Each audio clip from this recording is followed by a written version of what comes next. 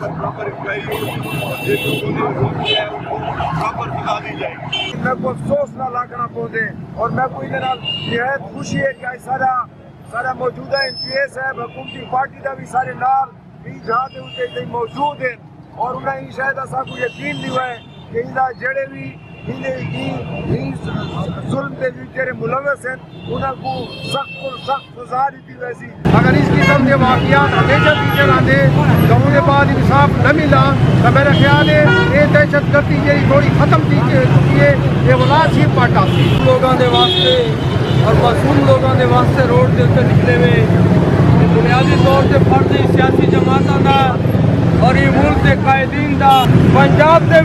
پنجاب کی پولیس کا یہ وتیرا ہے یہ طریقہ کار ہے کئی انداز سے اسے وہ انصاف کریں دیے کہ لوگوں کو پکڑ کے سڑیام لوگوں کو سڑک کے مارا بہندے. نہیں چلے گی نہیں چلے گی نہیں چلے گی نہیں چلے گی. Punjab police Punjab police. آج کا یہ جو احتجاج ہے سانحہ سہوال کے اوپر جس پر اسٹیٹ یوتھ پارلیمنٹ کے ممبران نے اور سول سوسائٹی کے لوگوں نے یہاں پر بھرپور شرکت کی ہے. چیف جسٹس آف پاکستان سے مطالبہ کرتا ہوں کہ جو سہوال میں یہ واقعہ ہوا مظلوم لوگوں کو مارا گیا بے دردی سے CTD کے لوگوں نے مارا. میں اس پر چیف جسٹس آف پاکستان سے یہ مطالبہ کرتا ہوں کہ ان کو فی الفور گرفتار کر کے ان کو پھانسی کی سزا دی جائے کیونکہ ریاست مدینہ ہے. اگر عمران خان کہتا ہے کہ یہ ریاست مدینہ ہے تو ریاست مدینہ میں یہی ہوتا ہے کہ خون کے بدلے خون ہوتا ہے.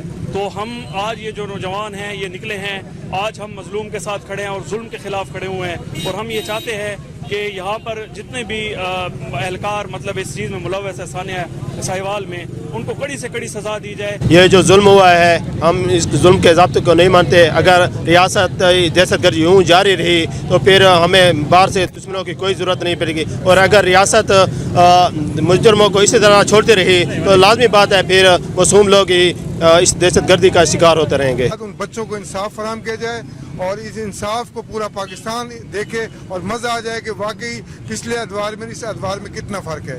اور انشاءاللہ ہم ان بچوں کے ساتھ ہماری دلی ہمدردی ہے. اتنی دہشت گردی تو انڈیا اور اسرائیل میں بھی نہیں ہوتی جتنی دہشت گردی یہ ہمارے پاکستان میں اور ہم مسلمانوں پہ ہم خود مسلمان کر رہے ہیں.